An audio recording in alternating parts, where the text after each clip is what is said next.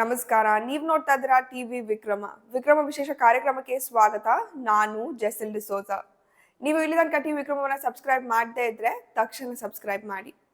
ದೇಶದಲ್ಲಿ ಚರ್ಚೆ ಮಾಡೋಕೆ ಸಮಸ್ಯೆಗಳೇ ಇಲ್ವಾ? ಹಾಗಾದ್ರೆ ಸೀರಿಯಸ್ಲಿ ಇವತ್ತಿನ ವಿರೋಧ ಪಕ್ಷವನ್ನ ನೋಡ್ತಾ ಇದ್ರೆ ನಗು ಬರುತ್ತೆ. ಒಂದು ನಾಯನ್ನ ಇಟ್ಕೊಂಡು ಗಲಾಟೆ ಮಾಡೋಕೆ ಇವರನ್ನ ಆಯ್ಕೆ ಮಾಡಿ ಕಳ್ಸಿದ್ದ. Dog is the main topic today.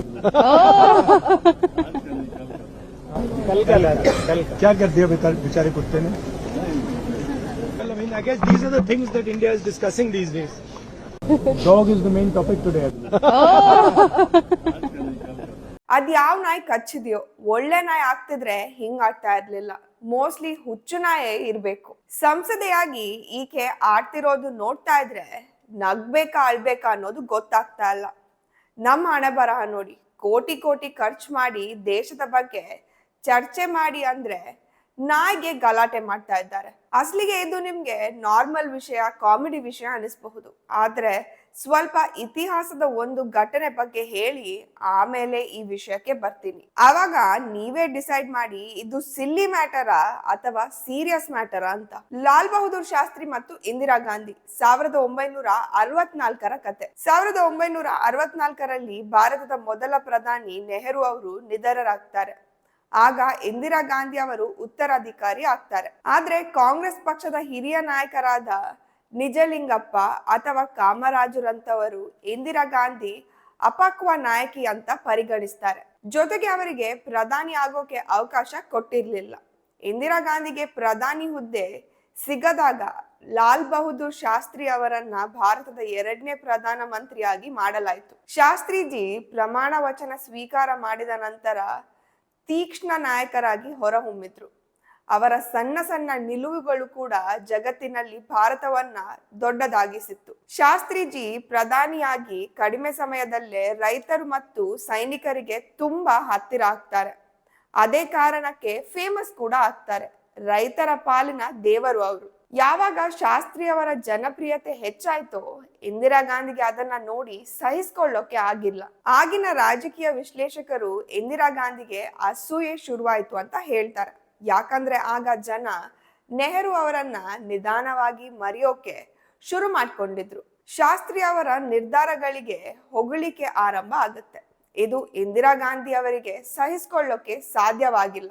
ಎಷ್ಟರ ಮಟ್ಟಿಗೆ ಅಂದ್ರೆ ಮೊದಲಿಗೆ ನೆಹರು ಅವರ ಪ್ರಧಾನ ಮಂತ್ರಿ ನಿವಾಸವನ್ನ ವಸ್ತು ಸಂಗ್ರಹಾಲಯ ಅಂತ ಘೋಷಣೆ ಮಾಡ್ತಾರೆ. ನಂತರ ಆ ನಿವಾಸದಲ್ಲಿ ಬೇರೆ ಯಾವುದೇ ಪ್ರಧಾನಿ ಇರಬಾರ್ದು ಅಂತ ತಿಳಿಸ್ತಾರೆ.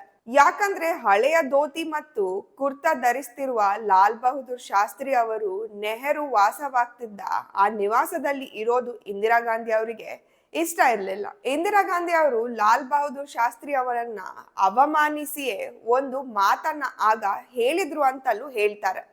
ಆ ವಿಷಯ ತುಂಬಾ ದೊಡ್ಡ ಚರ್ಚೆ ಆಗಿತ್ತು. ಈ ಮಾತು ಏನಂದ್ರೆ ಇದು ಗಾಂಧಿ ಕುಟುಂಬದ, ನೆಹರು ಗಾಂಧಿ ಕುಟುಂಬದ ಮಹಿಮೆ ಮತ್ತು ಶಕ್ತಿ. ಅವರ ಮನೆಯ ನಾಯಿ ಸಹ ಪ್ರಧಾನ ಮಂತ್ರಿ ಆಗಬಹುದು ಅಂತ. ಜೈ ಜವಾನ್ ಜೈ ಕಿಸಾನ್ ಅನ್ನುವ ಘೋಷಣೆಯ ಸೃಷ್ಟಿಕರ್ತ ಲಾಲ್ ಬಹದ್ದೂರ್ ಶಾಸ್ತ್ರಿ ಅವರಿಗೆ ಇಂದಿರಾ ಗಾಂಧಿ ಅವರು ಆಡಿದ ಮಾತಿದು. ಈಗ ಇದು ಯಾಕೆ ನೆನ್ಪಾಯ್ತು ಅಂದ್ರೆ ರೀಸೆಂಟ್ ಆಗಿ ಚಳಿಗಾಲದ ಅಧಿವೇಶನ ಆರಂಭದಲ್ಲಿ ಕಾಂಗ್ರೆಸ್ ಪಕ್ಷದ ಸಂಸದೆ ರೇಣುಕಾ ಚೌಧರಿ ಅವರು ತಮ್ಮ ಕಾರಿನಲ್ಲಿ ನಾಯನ್ನ ಸಂಸತ್ತಿಗೆ ಕರ್ಕೊಂಡು ಬರ್ತಾರೆ.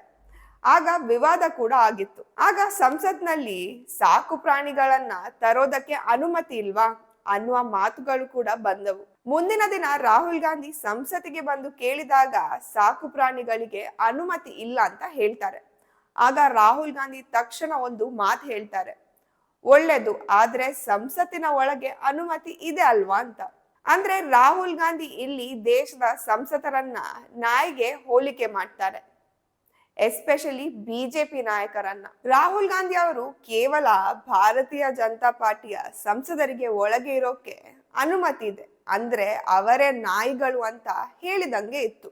ಬಿಜೆಪಿ ಸಂಸದರು ರಾಷ್ಟ್ರಕ್ಕಾಗಿ ಕೆಲಸ ಮಾಡ್ತಾರೆ, ರಾಷ್ಟ್ರ ನಿರ್ಮಾಣದ ಕೆಲಸ ಮಾಡ್ತಾರೆ ಮತ್ತು ಸನಾತನ ಧರ್ಮದ ಪ್ರಚಾರ ಹಾಗೂ ಹಿಂದೂ ಧರ್ಮದ ಬಗ್ಗೆ ಮಾತನಾಡ್ತಾರೆ. ಇದೇ ಕಾರಣಕ್ಕೆ ರಾಹುಲ್ ಗಾಂಧಿ ಅವರು ಇಂತಹ ಪದ ಪ್ರಯೋಗ ಮಾಡಿರಬಹುದು. ಇದೇ ರೀತಿಯ ಮಾತುಗಳು ರಾಹುಲ್ ಗಾಂಧಿ ಅವರ ಅಜ್ಜಿ ಇಂದಿರಾ ಗಾಂಧಿ ಅವರ ಕಾಲದಿಂದಲೂ ಇದೆ. ಲಾಲ್ ಬಹದ್ದೂರ್ ಶಾಸ್ತ್ರಿ ಅವರು ದೇಶದ ರೈತರು ಮತ್ತು ಸೈನಿಕರ ಬಗ್ಗೆ ಮಾತಾಡಿದ್ದಕ್ಕೆ ಅವರನ್ನ ದೇಶ ಕೊಂಡಾಡಿತ್ತು. ಆದ್ರೆ ಇಂದಿರಾ ಗಾಂಧಿ ಅವರಿಗೆ ಅದನ್ನ ಸಹಿಸಿಕೊಳ್ಳೋಕೆ ಆಗಿಲ್ಲ.